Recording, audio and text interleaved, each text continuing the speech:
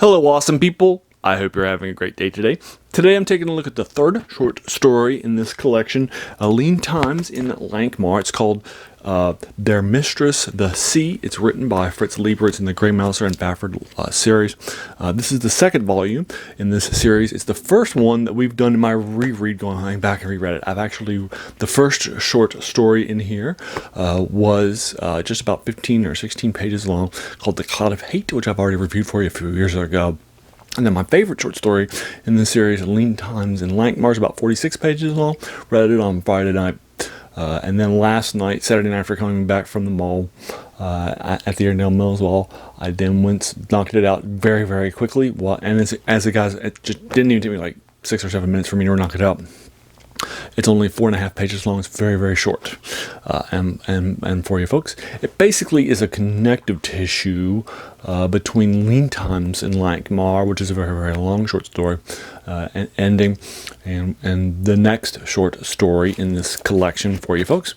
And so I'm going back and rereading these things for the first time. Now, if you recall, a few years ago, in the first couple of years of this channel, I would regularly review things either that I had read new for this channel, or just recently for myself prior to starting the channel in the last couple of years, or things that I had just read previously but had not gone back and reread for this channel.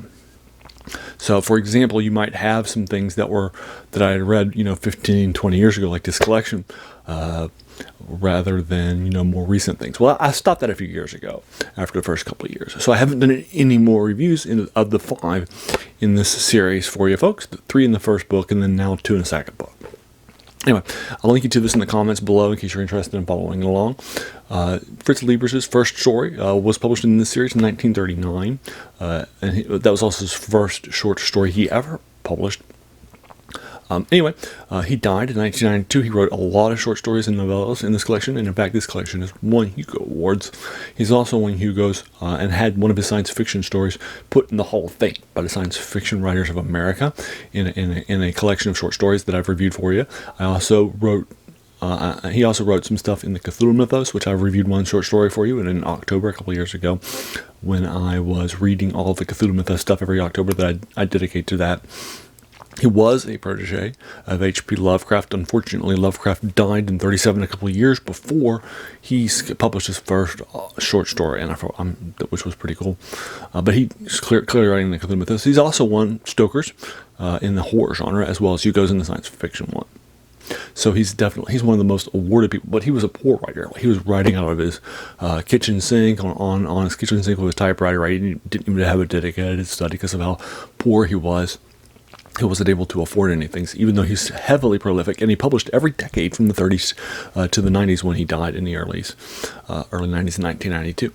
So again, that's where the passion of this channel comes from, of its name, The Worst Thing About New Books, being a quote by a French philosopher, Jacques Joubert, who said that the worst thing about new books was that they kept us from reading the old ones. And so a guy who published it first, 1939 in this series, Two-Shot Adventure, which I've reviewed for you, as well as every decade until the 90s. Well, the 90s was decades and decades ago, right? So it's a long time ago right now. So again, you can see his stuff is older. It's heavily influential. For example, this series in particular, in this fantasy series, is heavily influential on modern fantasy. You can't read a modern fantasy work without it's heavily influential. For example, he introduces the concept of thieves and what they can do, what they can dare act, and so forth. So if you have thieves in your work, or if you have the class of thieves in your game, like Dungeons & Dragons, those all take their steps from this.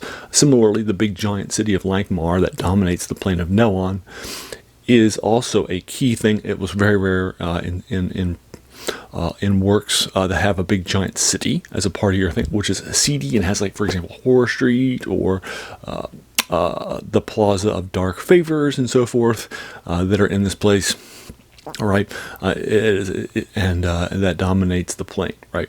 And now you have big giant cities that are also in modern fantasy too. So if you have a big giant city, in fact, not only was this heavily influential on modern fantasies from thieves and thieves guilds to big giant cities, but also there was an adventure campaign set in this world in Dungeons and Dragons in the 80s. Also, in 1979 edition of his first edition, in the co-creator of Dungeons and Dragons, Gary Gygax lists Fafhrd and the Gray Mouser series by Fritz Leiber as a key influence. So it's a credit too. And that in the appendix N. All right, so let's go ahead and take a look at this really, really fast, short story and what I thought about it. Again, I keep my reviews spoiler free, so we won't be doing a deep spoiler-based dive into what happens. But basically, again, it's just a 4.5-page connective tissue, and it really reads more like a chapter in a book rather than an actual proper short story. It doesn't have a plot. It doesn't have an ending that satisfies you, right? It's just connective tissue between two. There's actually a short story in the previous collection that was connective tissue too, but it was longer, it was more detailed, and so forth, and took years of time. Here it's just a quick little synopsis of a short period of time.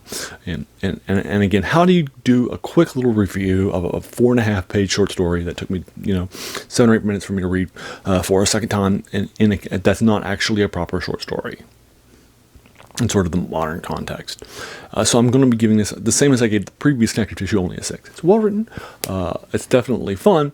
If you're reading the collection, which I'll link to you in the comments below, it's definitely fun. But I can't really sort of recommend it right as a separate short story. You need to read it right in between 2 short stories. So at the end of one and beginning setting up the second one. So anyway, that's the 3rd short story in the 2nd collection, Lean Times in Lankhmar by Fritz Leiber for you folks. So there you are. I'll leave you to it. If you read it, if so, what did you think about it? Let's talk about in the comments below. If you want to talk about the ending or the spoilers, which is not a whole lot, let's do it in the comments below. If you enjoyed this video, why not hit the subscribe button? There's going to be a lot more of these to follow. And then I just want to thank you so much for taking some time out of your day and investing it and watching my video. We all have so many things that are happening in our lives, right? And we're pulled in so many different directions. So the fact that you spent this time with me is incredibly humbling, and I appreciate it. So thanks again, and have an amazing day.